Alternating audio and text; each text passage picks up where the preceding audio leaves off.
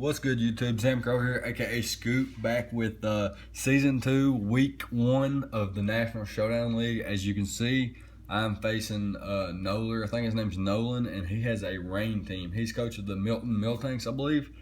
And he has a rain team, and I had a sand team. So I decided actually to not bring my sand at all. And there's something else I'll explain later in the video about my mammal swine that I brought. But as you can see, he brought Umbreon, Magnezone, Polytoad, I about said Fortress, Ferrothorn, Mega Swampert, and Toxicroak, and I brought my defensive Chestnut, especially defensive Rotom Heat, physically defensive Golbat, especially defensive Aromatisse, and then wall breaking sets on Mammal Swine and Mega Pinsir. But I fucked up on my my Mammal Swine. I gave him the fucking Eviolite. I don't know how I did that, but I did. Anyways, we'll hop into the battle here. This is going to be post-commentated because I couldn't record it while I was having the battle.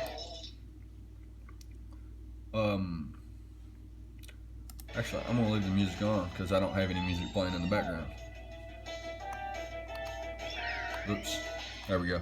And I volt switched out knowing he wouldn't stay in.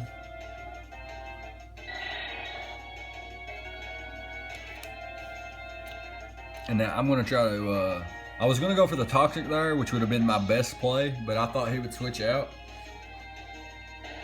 And I'm really upset I didn't go for the Toxic there, but he swaps out to his Polytoad and I get a Toxic out on it. So that works out all fine and dandy for me. Here I can swap out to my Tinkerbell, the Aromatisse, and I'm able to Heal Bell the Burn and the Toxic on my Rotom, as well as being able to lower his special attack with my Moonblast. He goes for the rest as I go for the Heal Bell, which is pretty cool because now I can come in with whatever I want really. I choose to go out to my Chestnut so I can set up some spikes.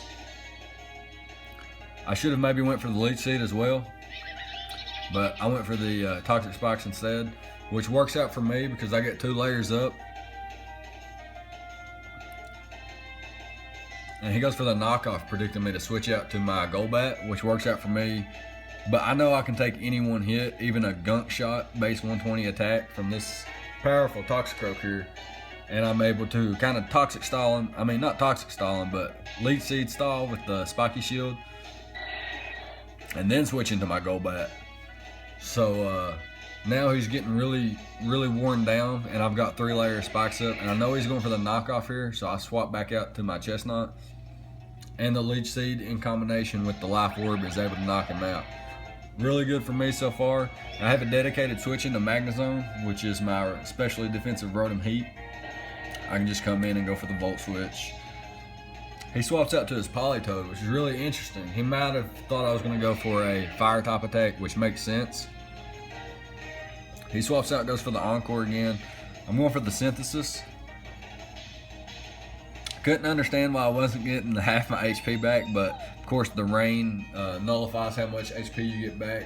And here I'm able to go out into Tinkerbell again, my Aromatisse, and just Heal Bell the Toxic off. And I could have maybe hit him with a Moonblast there instead and kind of bring the Swampert down a little bit. But I have a dedicated switch. Unfortunate he gets the crit. But I predicted him to go for the Ice Punch there, so I swapped out to my Rotom as he actually swapped out to his Polytoad. So it kind of worked out for me in the end anyway. And again, he brings in the Magnezone, which I have a dedicated switch in. I'm going to bring in Rotom Heat every time. He actually gets me right here. I swap out as he goes for the Rain Dance. And I can take any one hit, but he gets the goddamn crit.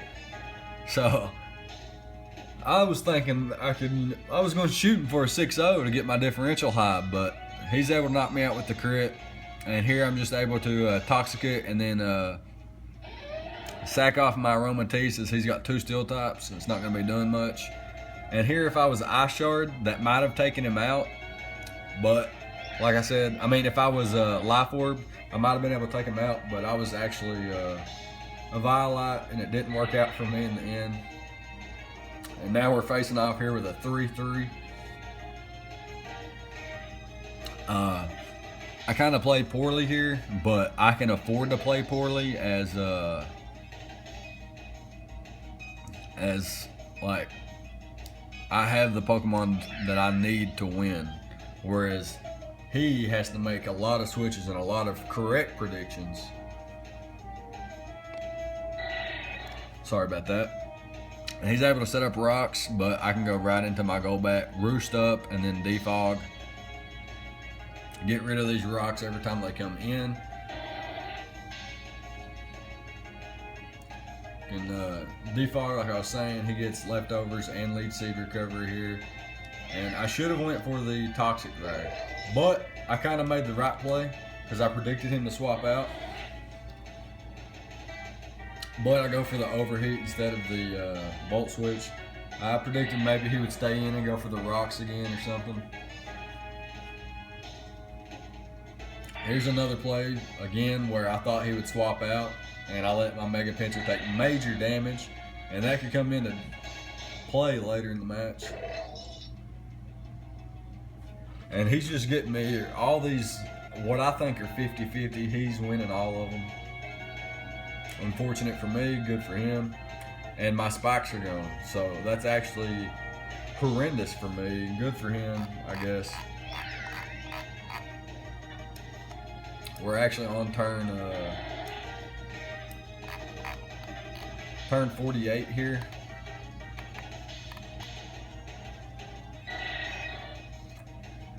And it's just really hard to get the advantage here because I'm making all the wrong plays and he's making all the right plays.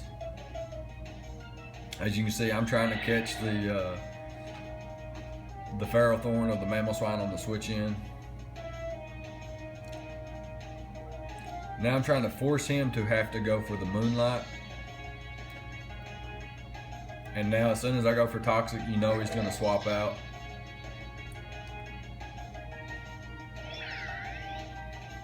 No bueno for me. And he's able to set his rocks up as I go for the overheat. I get a crit, but it's not going to matter because he's going to be able to Moonlight. Eventually, though, he's going to run out of Moonlight. And I can go for the defog once again because my Mega Pinscher will take 25% and not be able to hit the Ferrothorn more than once.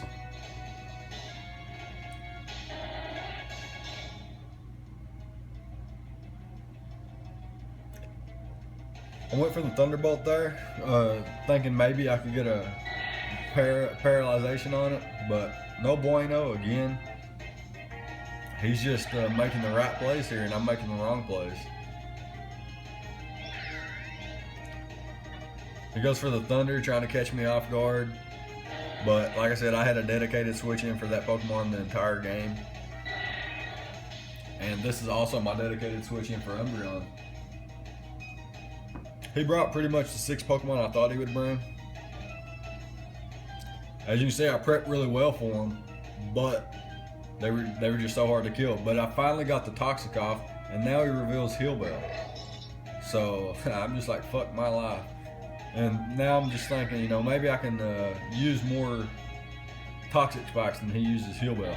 Here's where I get the momentum though. I go for the Volt Switch as he swaps out to the Umbreon. Bring in my Mega Pinscher here. And I can go for the close combat.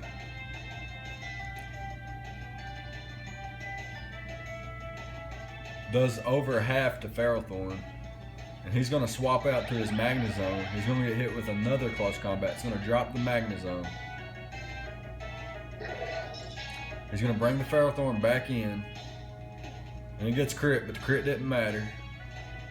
And he's almost able to take out my Mega Pinscher. And I'm just able to clean up with Mega Pinscher's close combat. So we win 3-0 in our week 1 match